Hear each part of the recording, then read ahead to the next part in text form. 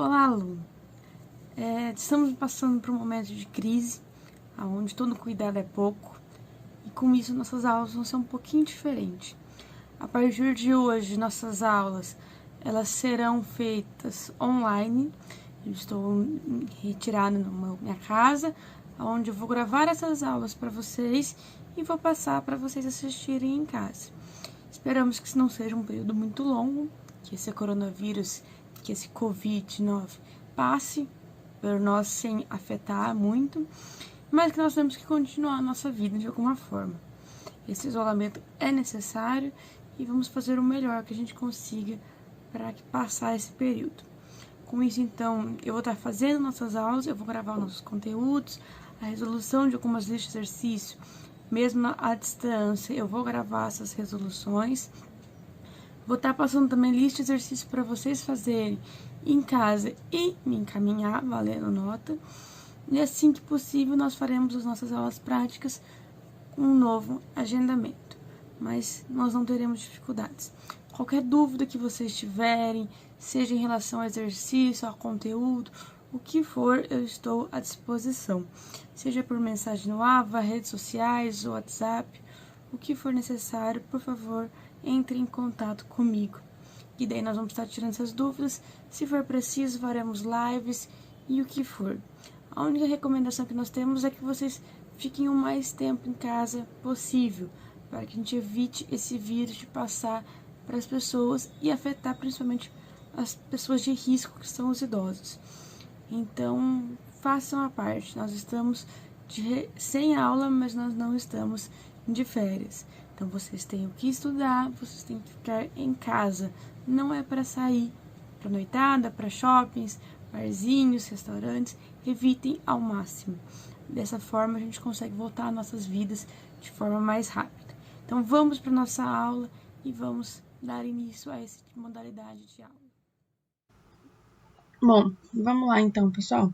A gente viu na nossa última aula com relação a algumas reações de forma geral, falamos um pouco de SN1, SN2, E1 e E2, e alguns fatores gerais que vão influenciar nas nossas reações.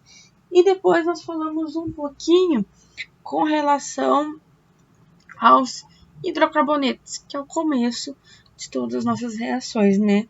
Hidrocarbonetos como sendo a base de toda a nossa química orgânica.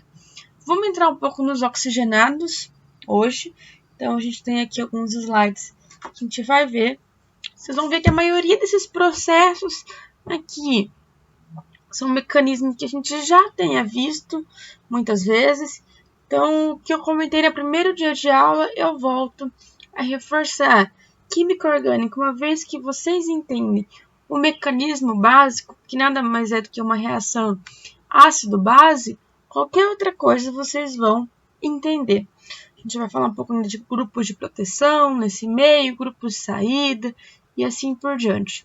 Vocês vão ver que é tranquilo até e a gente vai indo. Lembrando que depois dessa aula, qualquer dúvida que vocês tiverem, vocês têm meu telefone, entrem em contato, que a gente vai esclarecer todas as nossas dúvidas. Então vamos lá, a gente começa falando na nossa aula hoje um pouco da síntese de álcool. E se eu vou falar de compostos oxigenados, eu começo com os álcools, que são os oxigenados mais simples que nós temos, né? Que é a presença do OH ligado a um carbono do tipo saturado. Essa é uma hidratação que a gente já viu quando a gente falou dos alcenos. Então a gente tinha lá um alceno reagindo com um composto ácido, certo? Então, sempre em meio ácido, vocês vão ver que todos os compostos aqui ou são positivos ou são neutros. Então, o hidrogênio vai entrar no carbono mais hidrogenado, aquela regra de Markovnikov que a gente já conhece. Então, entrou o hidrogênio, formou o nosso carbocátion, o carbocátion mais estável que a gente puder. Uma vez que forma esse carbocátion, eu vou ver quem tem elétrons. Eu vou pegar um outro átomo que tenha elétrons para entrar aqui. Aqui, isso aqui está como A-. Então, entrou A- aqui, mas eu já poderia pôr, por exemplo, a água, que o A- saiu daqui. Então, eu pega essa molécula de água e vai reagir aqui. Então, o oxigênio que tem elétrons interage com o carbono, que está positivo e está com falta de elétrons. Então, entrou a nossa molécula de água. Está carregada positivamente, então eu quero deixar ela neutra. O próprio A- que está no meio, que saiu lá no nosso ácido inicialmente, esse A- vai vir retirar esse hidrogênio aqui, deixando então o nosso OH neutro, formando a nossa molécula de água. Um dos processos mais simples que a gente tem para a obtenção de um álcool. Depois disso, a gente já comentou do processo de oximercuração e desmercuração. Como a gente comentou em aula a semana passada, é um processo que a gente saiu já em desuso devido ao fato de ter o mercúrio. O mercúrio é extremamente tóxico quando a gente tenta minimizar o seu uso. Então, entraria primeiro com o processo de oximercuração. Então, entra a água em um dos carbonos, o mercúrio no outro. Em seguida, eu reajo ele com hidreto, certo? E reagindo ele com hidreto, eu consigo retirar o nosso mercúrio, formando o nosso álcool. O próximo processo que a gente tem é o processo de hidroboração, também já comentado em aula anterior. Então, eu tenho aqui um alceno, só que esse processo é o que a gente chama de processo anti-Markovnikov, e é uma adição sim, porque os dois acontecem do mesmo lado. Então, inicialmente, esse boro vai atacar os dois lados da ligação, formando um anel. Depois tenho a formação de um dos lados do boro. E vou fazer isso com os três cantos aqui. Então, eu tenho um átomo de boro ligado às três moléculas. E, sequentemente, eu adiciono água oxigenada para fazer a oxidação dele, formando, então, o nosso álcool. Bom, então vimos como a gente pode formar o nosso álcool. Vamos ver algumas reações que esses álcools podem sofrer. A primeira reação também é uma reação que a gente já viu, que seria uma reação de substituição. Então não tem nada muito novo, que é a reação de haleto de alquila, formação de haleto de alquila a partir de álcool com haleto de hidrogênio. Então eu tenho lá inicialmente a nossa molécula de álcool que vai ter o nosso OH substituído por um halogênio. Então, reação de substituição, podendo ser SN1 ou SN2, dependendo do tipo de radical que nós tivermos e que tipo de substância. Nesse caso aqui, eu coloquei um mecanismo onde a gente vai formar o carbocátio. Então, formando no carbocátio, ele é uma reação do tipo SN1. Então, eu tenho aqui inicialmente um processo rápido de protonação do nosso OH. Uma vez que esse OH ele é protonado, ele se torna um bom grupo de saída. Então, é fácil da gente fazer isso, só colocar um ácido ali dentro, formar um bom grupo de saída. Entra na nossa etapa determinante da velocidade da nossa reação, que é a etapa lenta. Por isso, SN1 só tem uma molécula reagindo na etapa lenta da reação. Aí, tendo isso, vai sair o nosso carbocátio. Agora, eu consigo sair o OH aqui, formando a nossa água. Então, é um bom grupo de saída, que é uma molécula estável, formando o nosso carbocátio. Carbocátio terciário sendo estável. Uma vez que ele está formado nosso carbocátio, a entrada do halogênio aqui é rápido e fácil. Então, nada que a gente já não tenha visto nas nossas últimas aulas.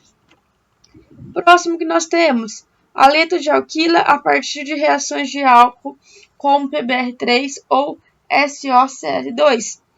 São só reações que eu tenho formação de bons grupos de saída.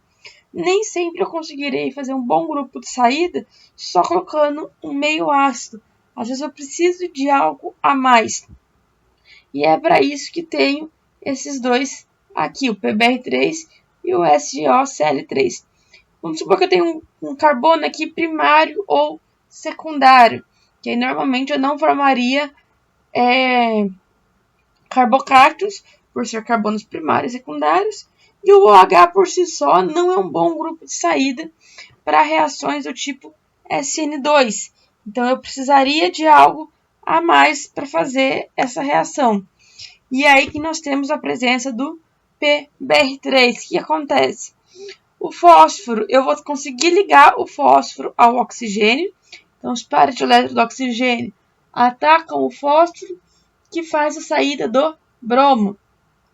A partir de agora, eu tenho esse dibromofosfito de alquila protonado e ele é bom grupo de saída. Uma vez que eu tenho esse bom grupo de saída, eu consigo fazer uma substituição do tipo SN2. O bromo ataca ao mesmo tempo que esse grupo sai. Então, eu faço só uma substituição melhorando os grupos de saída. Com o SOCl2 é a mesma questão. O oxigênio vai atacar um enxofre que sobe os pares de elétrons para o oxigênio, que é o mais eletronegativo. Esse oxigênio, para ele não ficar com carga negativa, ele volta e faz a saída do cloro. Aí sim eu consigo fazer a nossa mudança. Para isso, então, o oxigênio que continua positivo vai sair esse hidrogênio, porque nesse caso aqui eu estou em meio em piridina, então sai o hidrogênio, tem uma molécula neutra aqui. E aí essa molécula neutra vai ser um ótimo grupo de saída. Então o cloro ataca o carbono, que faz a saída deste grupo aqui. Uma vez que se vou ter o nosso grupo aqui, ó, o nosso aleto de alquila aqui, e daí a formação do SO2. Então tem alguns passos, mas os dois casos seria para melhorar os grupos de saída. Falando em melhorar grupos de saídas, eu tenho aqui 6 exemplos de grupos de saída que a gente vai testar, que a gente pode utilizar. Tá? Que é o grupo mesila, que é esse aqui, onde eu também consigo ligar ao álcool, o grupo tosilato, o grupo trifila, o grupo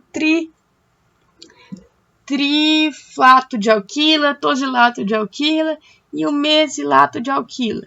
Então, todos esses grupos que podem estar tanto na forma expandida quanto na forma condensada, eu posso colocar eles ligados ao oxigênio, transformando o nosso oxigênio em um bom grupo de saída. O que antes era bem difícil acontecer, eu tirar o nosso oxigênio, quando eu coloco um desses grupos, vão facilitar a saída do nosso oxigênio. Um exemplo que a gente tem, então eu tenho aqui o cloreto de metananosulfonila, que é esse aqui, ó, o mesmo desse aqui, ó, do grupo mesila, adicionei o cloreto, e o etanol. Então, o MS se liga ao oxigênio, como a gente já viu anteriormente, e aí posso fazer a mesma coisa com o cloreto de paratolueno sulfonila, que também se liga ao oxigênio. Depois, agora, esses dois grupos aqui, ó, por exemplo, são dois bons grupos de saída. Se eles são bons grupos de saída, eu consigo fazer uma reação de troca, de substituição facilmente. Então, aqui é o mecanismo dessa conversão. Então, eu tenho aqui o nosso álcool se ligando ao nosso enxofre e fazendo a saída do nosso cloro sequentemente. Então, o nosso intermediário aqui, eu tenho oxigênio se ligando ao enxofre, a dupla do oxigênio que tinha subido, ele volta e faz a saída do nosso cloro. A partir de agora, isso aqui se tornou um bom grupo de saída. Eu estabilizo ele, tiro a nossa carga positiva e se tornou um bom grupo de saída. Tendo um bom grupo de saída, eu consigo fazer o processo de substituição. É o caso do SN2. Então, nosso nucleófilo vem carregado, que a SN2 precisa estar carregado para ele ter essa força para sair. Então, ele vem atacar o carbono e todo esse grupo de saída, ele vai sair trocando, tá? Lembre-se que SN2 eu sempre tenho a inversão. O que antes o R vinha na frente, agora o R vai para trás. E o nosso grupo que saiu pela direita, o outro entrou pela esquerda. Se eu tiver uma reação que é do tipo SN1, posso fazer o mesmo estilo, se não tiver um grupo de saída bom, tá? Então, se liga ao tosilato, por exemplo, formou um bom grupo de saída, formando um bom grupo de saída, eu consigo fazer essa troca. Gente, desculpa, isso aqui tá errado, tá? É SN2. Então, vai acontecer sempre com SN2. Isso aqui está equivocado.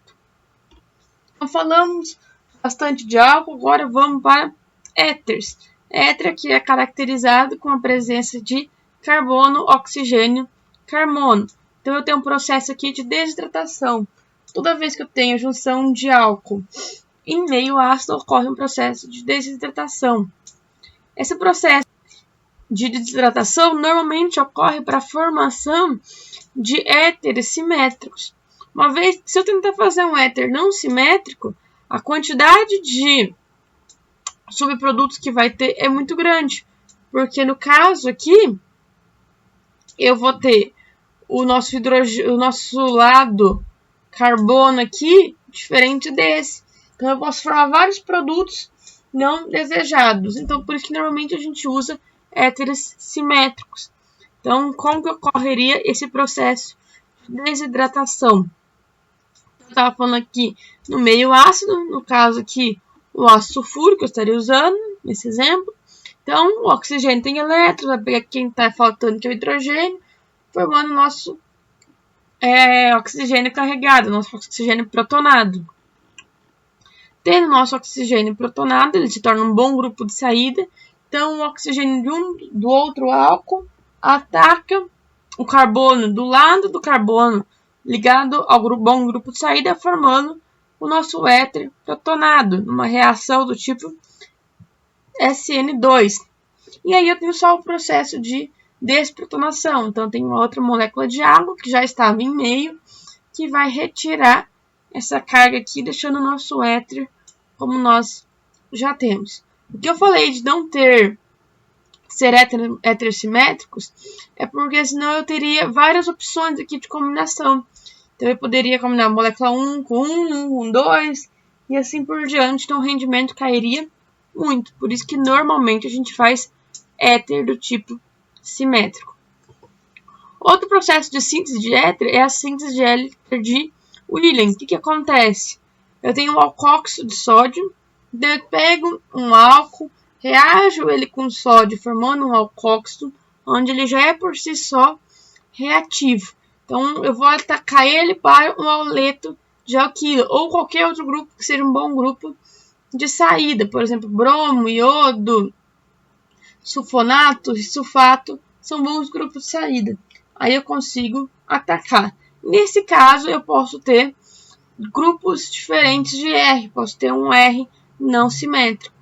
É uma das opções que nós temos quando eu não quero um éter simétrico. Outra opção que a gente tem, a alcoximercuração e desmercuração. Semelhante ao que a gente viu quando a gente falou de mercúrio.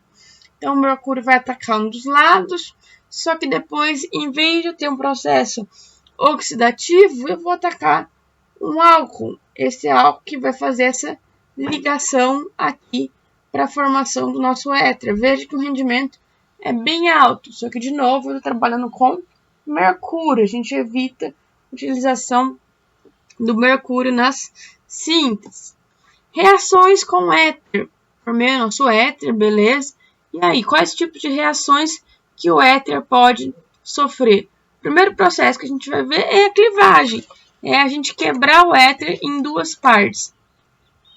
Então, se eu reajo um éter com um ácido, ele vai quebrar e fazer essa substituição. Olha o mecanismo aqui.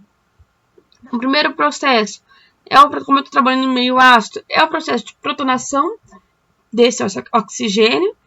Uma vez que esse oxigênio se protonou, os dois carbonos aqui ficam suscetíveis a ser atacado por um grupo carregado. Nesse caso, eu mostrei desse lado, mas poderia ser do outro.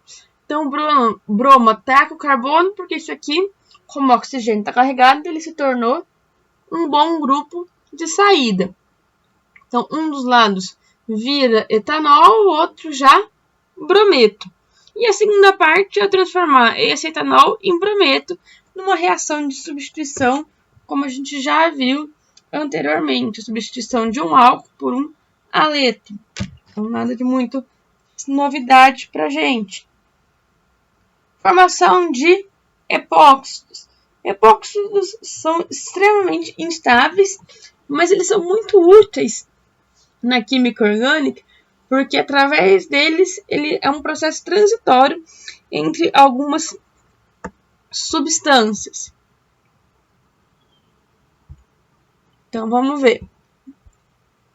Então, nesse processo de oxidação, eu tenho aqui um alceno, normalmente na ponta, que é o que mais acontece, a epoxidação, que é mais livre de ser atacado, e tenho este composto, esse peróxido aqui, onde tem 2 oxigênios juntos. Devido à presença desses 2 oxigênios, eu vou ter um processo que a gente vai ver em seguida, e vou ter a formação do nosso epóxido, processo cíclico. Esse processo cíclico que eu comentei seria este daqui. O que seria este processo cíclico? Eu tenho aqui, então, o nosso alceno. O nosso alceno, a dupla do nosso alceno, vai atacar um dos oxigênios ao superoxiácido, certo? Formando aqui, então, nosso anel epóxido. E para isso aqui estabilizar, eu rearranjo esses oxigênios, como a gente pode ver nesse estado de transição aqui. Então, eu tenho a quebra dessa ligação dupla, a formação dessas duas ligações com oxigênio aqui, formando então o nosso anel epóxido, a quebra dessa e dessa ligação, formação dessa e dessa, consequentemente a quebra desse. Dessa forma, eu tenho então a formação do nosso epóxido e do nosso ácido carboxílico. Então, o processo de epoxidação, ele ocorre, muitas vezes ele é instável, principalmente porque eu tenho uma tensão de anel aqui muito grande. Esse anel está muito fechado entre si. E eu preciso dar um jeito de aumentar esse anel. Por isso que ele é uma função transitória. Vendo isso, vamos ver algumas das reações que esses epóxidos podem sofrer. Uma delas é a reação de abertura desse epóxido. Quando eu faço a reação de abertura, eu formo 2 dióis. Então, o oxigênio que está aqui, ele vai atacar, ele tem pares de elétron, ataca o hidrogênio, ficando carregado positivamente.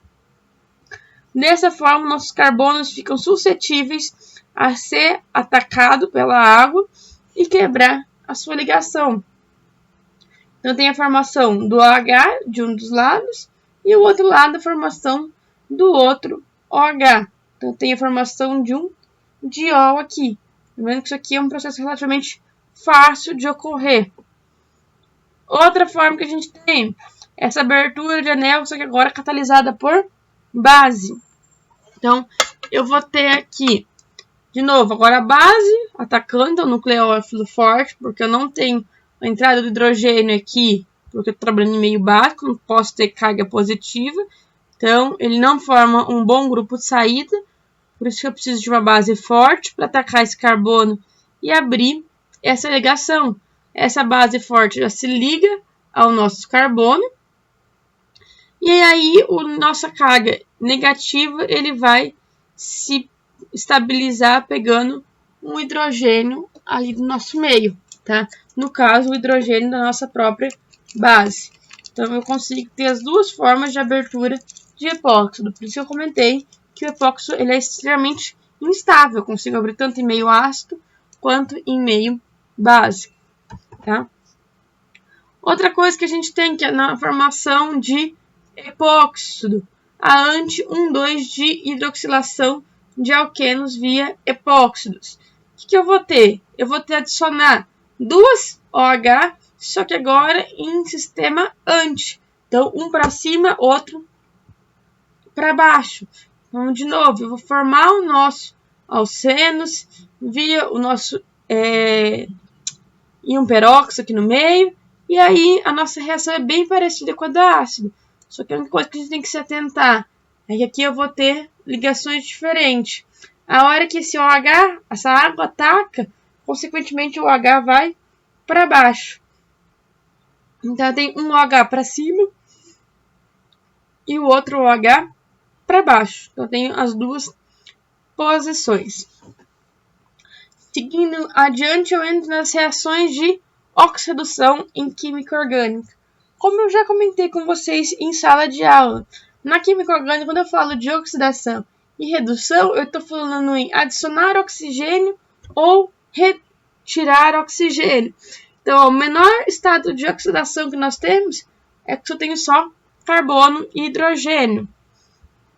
Conforme eu for adicionando oxigênio, conforme eu for adicionando oxigênio, eu vou aumentando, então, a quantidade de oxidação dele. Então, adicionei um oxigênio, formou um álcool, adicionei mais um oxigênio, eu posso adicionar ou aldeído ou cetona. Se for cetona, eu não consigo mais oxidar, mas se for um aldeído, eu consigo oxidar novamente e formar um ácido carboxílico. E o inverso também ocorre, de ácido carboxílico, formar aldeído, depois álcool e depois carbono. Então, da esquerda para a direita, eu estou adicionando oxigênio, da direita para a esquerda, eu estou adicionando hidreto. Eu tenho as duas opções.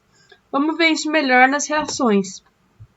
Então, a primeira que nós temos, tá? Hidreto de lítio e alumínio. São um hidreto relativamente forte. O que acontece nesse hidreto? Ele vai retirar um desses oxigênios, transformando num meio menos reativo, menos oxidado, tá? O borhidreto de sódio também ele vai fazer essa mesma relação, então sempre deixando ele na forma menos oxidado. Ó, facilidade de redução. Com o hidreto de lítio e alumínio, eu consigo reduzir praticamente todos de aldeído, cetona, éster e ácido carboxílico, sendo o aldeído mais fácil. Já o borhidreto de sódio, eu só consigo reduzir aldeídos e cetonas. Ele não tem força suficiente para reduzir os outros dois, tá? Vamos ver um pouquinho sobre as oxidações. Então, quando eu falo de oxidação de álcool, eu estou adicionando oxigênio. Algumas a gente já comentou antes, como a presença de permanganato. Quando a gente falou de quebra oxidativa, eu falei um pouquinho de permanganato.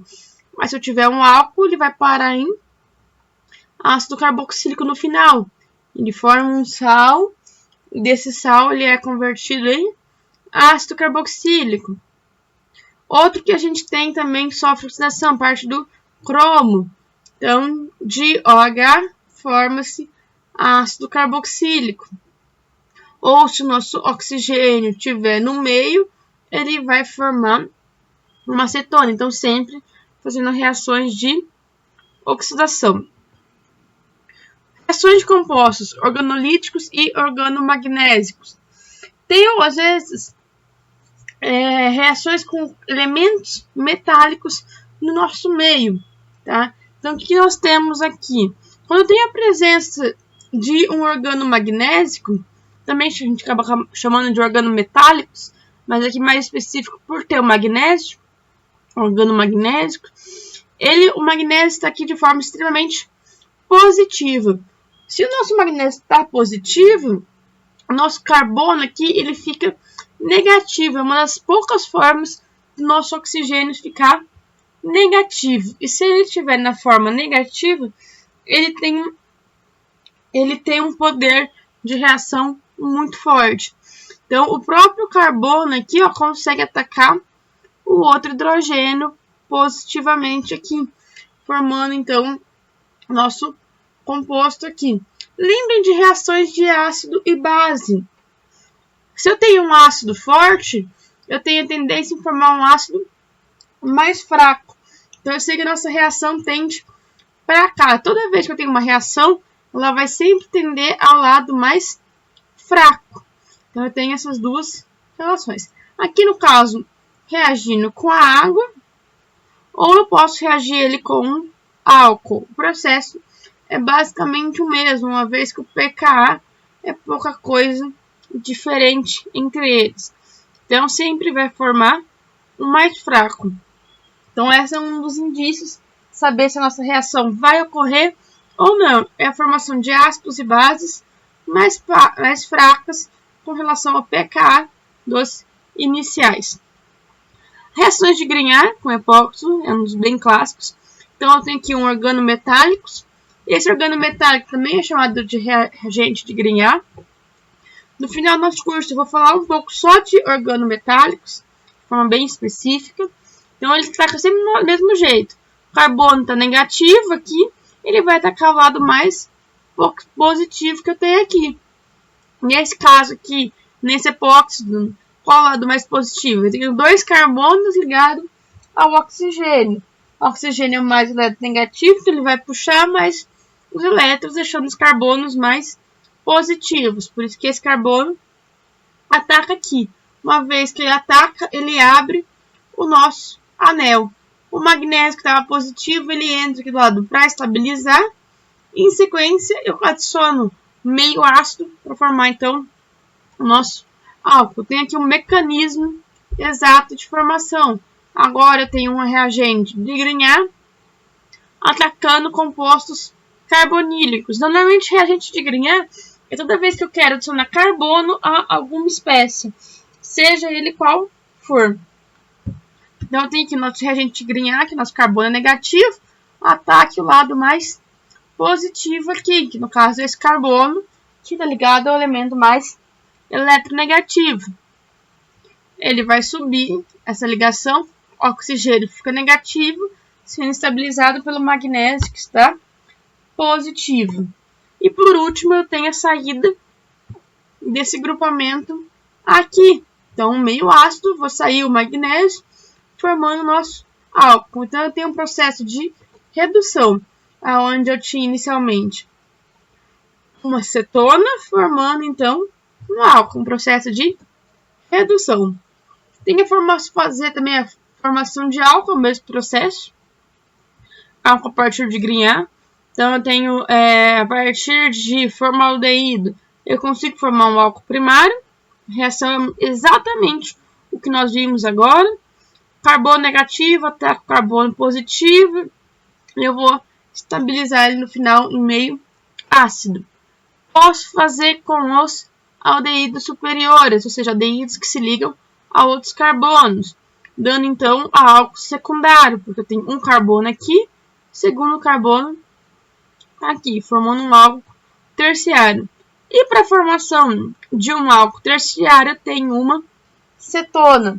Então, tenho uma cetona, eu vou adicionar mais um carbono aqui, formando um último álcool aqui.